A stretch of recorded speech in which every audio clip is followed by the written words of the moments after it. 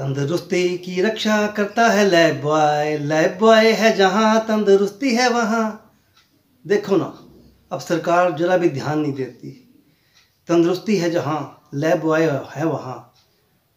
अगर life boy लोग इस्तेमाल करते तो आज देश में सारे हॉस्पिटल सरकारी हों चाहे प्राइवेट हों भरे हुए हैं। क्यों भरे हुए हैं? क्योंकि वो लाइफ बॉय इस्तेमाल नहीं करते। अब सरकार को सोचना चाहिए ना कि लाइफ बॉय का विज्ञापन बंद कर दिया।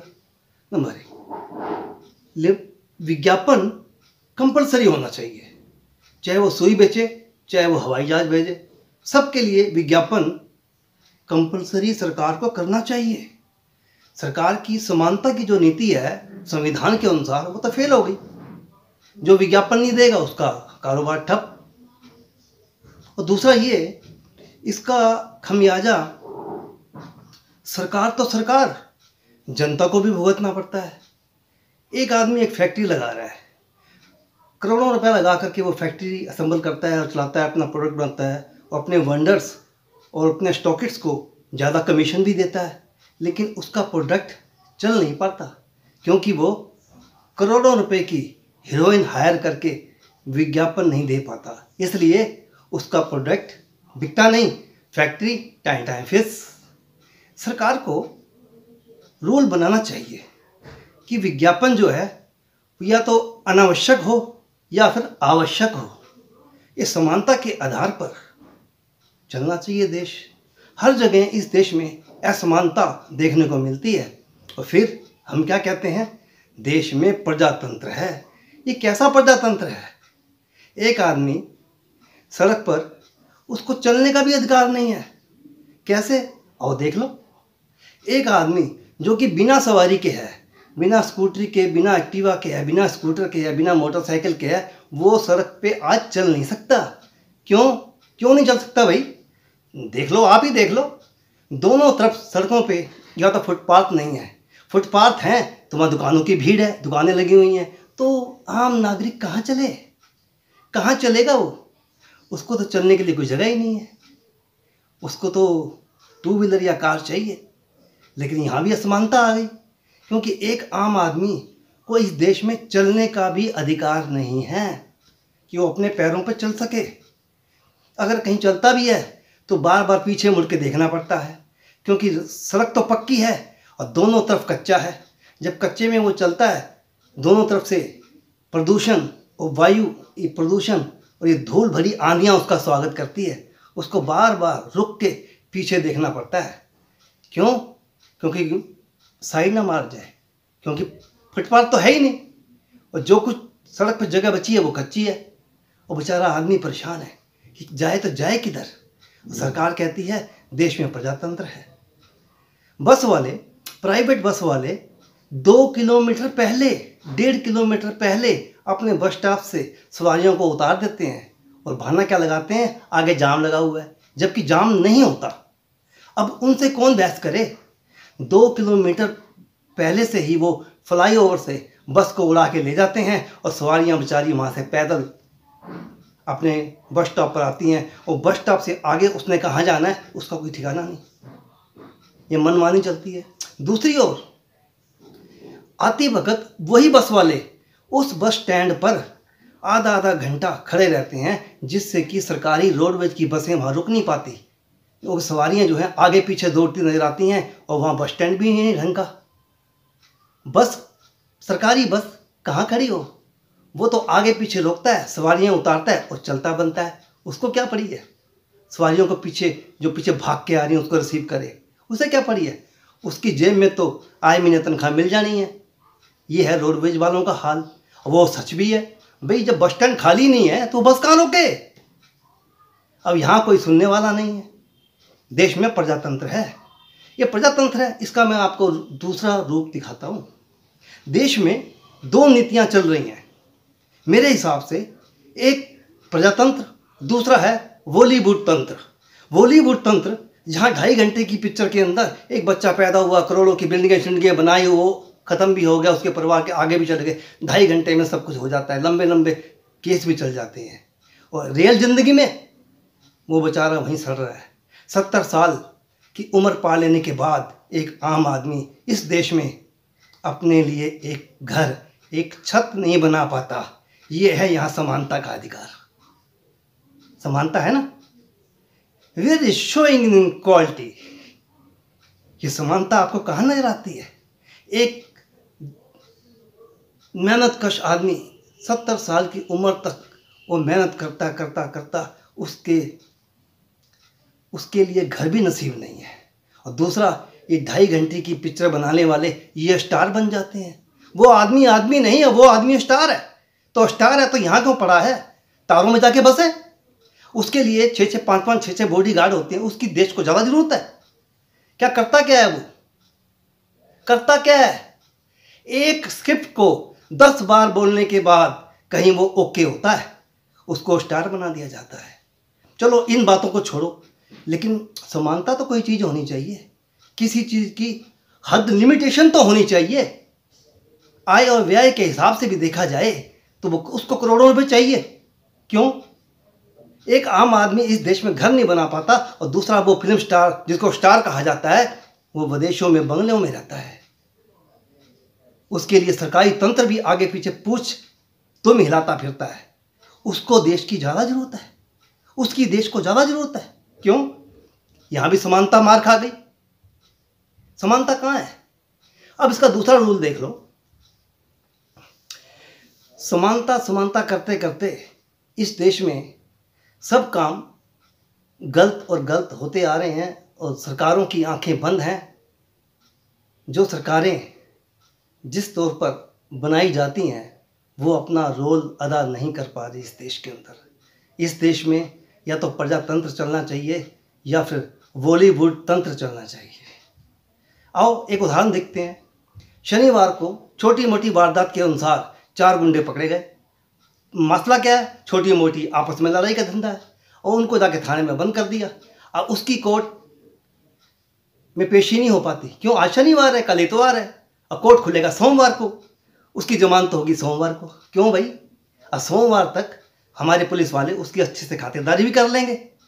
और दूसरी ओर तिरता, शीतलवाड़, ऐसी हस्तियां देश में हैं जो इतने बड़े बड़े क्राइम करती हैं, और आधी रात को सुप्रीम कोर्ट उठकर उनको बेल दे देता है ना समानता? कैसी समानता है?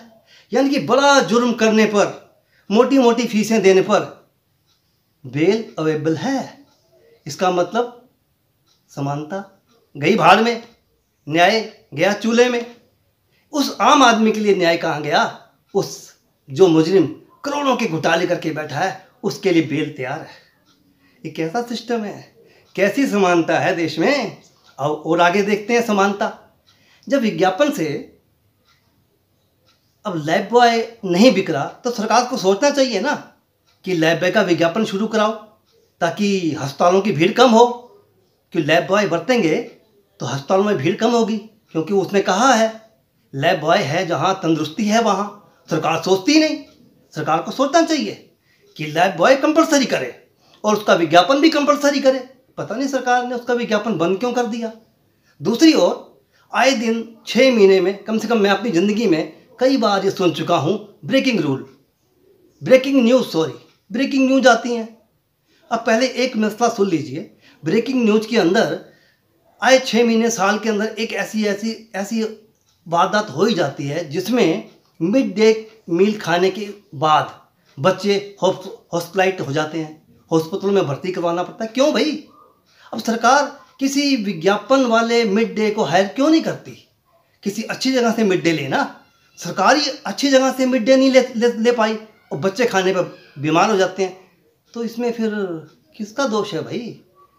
या तो सरकार देश में विज्ञापन मीडिया के जरिए सबके लिए कंपलसरी कराए, या तो फिर अनावश्यक विज्ञापन बंद करवाए।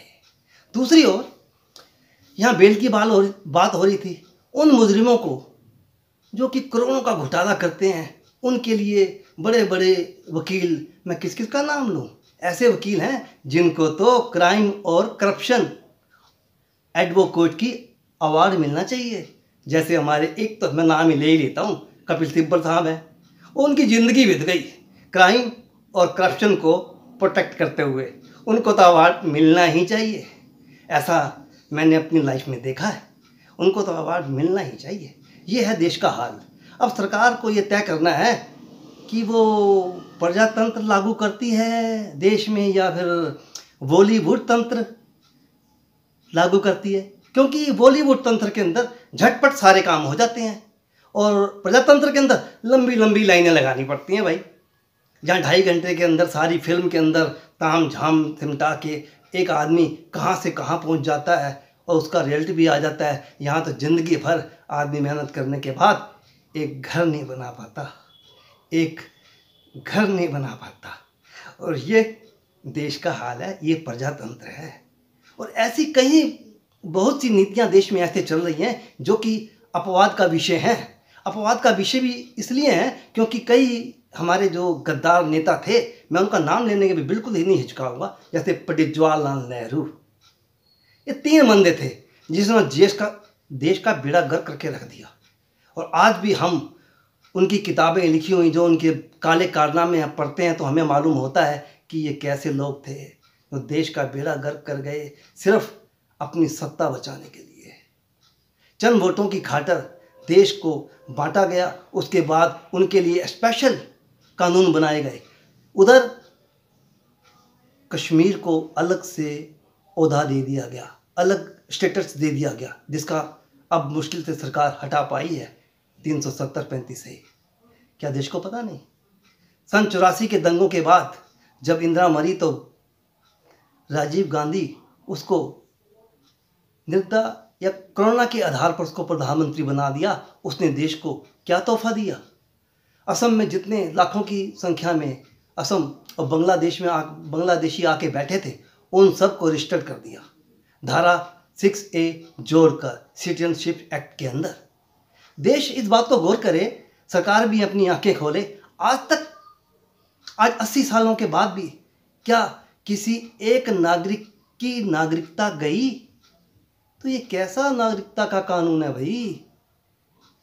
संविधान के अंदर सेंध लगा रखी है, कोई नहीं बोलता। यहाँ हमारी इस देश में हर विषय में 2 पक्ष हैं। एक पक्ष है जो अच्छाई की ओर लगा रहता है, उसकी कोई सुनता ही नहीं है। एक पक्ष वो है जो चापलूसी और घृणा और अपवाद और दुनिया भर की त्रुटियों को यानी कि झूठ को समाज में परोसता है। उनके बंगले बने हुए हैं। मैं मीडिया की बात कर रहा हूँ। उनके बंगले बने हुए हैं, वो बाहर से पैसा लेते हैं, वो झूठी खबरें सुनाते हैं और सरकार का उन पर कोई अंकुश नहीं, कोई कानून नहीं देश में। ये कैसे चलेगा? अब सरकार को ये तय करना ही होगा देश में, या तो वो प्रजातंत्र लागू करे या फिर बॉलीवुड तंत्र लागू करे। इसमें एक अपवाद और है मेरे ध्यान में, जो कि राज्यसभा में 2 सदस्य मनोनीत किए जाते हैं इस बॉलीवुड से। मेरे ख्याल से सरकार उसको बंद करे। ये बॉलीवुड जो तंत्र के जो लोग हैं, इनको राज्यसभा में स्थान ना दे सरकार। ऐसे तो अगर किसी को देना ही है तो देश में उन लोगों की देशभक्तों की कमी नहीं है जो बेचारे सुर्खियों में नहीं है। ये झूठी सच्ची फिल्में, अश्लील हरकतें करके ये स्टार बने फिरते हैं।